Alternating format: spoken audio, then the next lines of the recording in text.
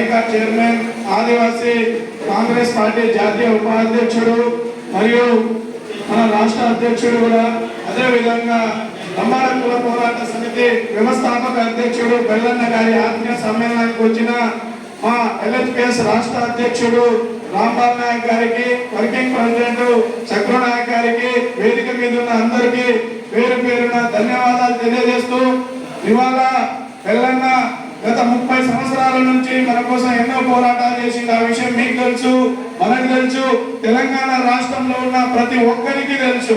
కానీ గత 5 ఏళ్లలో తెలంగాణలో రాష్ట్రం కోసం, కాంగ్రెస్ పార్టీ కోసం హాస్యంగా కష్టపడ్డ ఎవరైనా ఉన్నారంటే ఇవాళ బెల్లన్న అనే విషయాన్ని కాంగ్రెస్ పార్టీ నాయకులకు కూడా తెలుసు.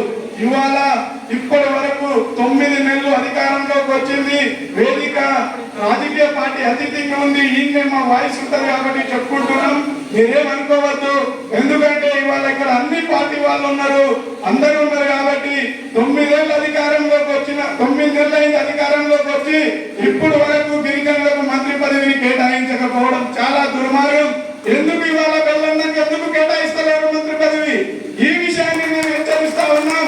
ఎందుకు మీరు ఇలా నిర్లక్ష్యం చేస్తా ఉన్నారు?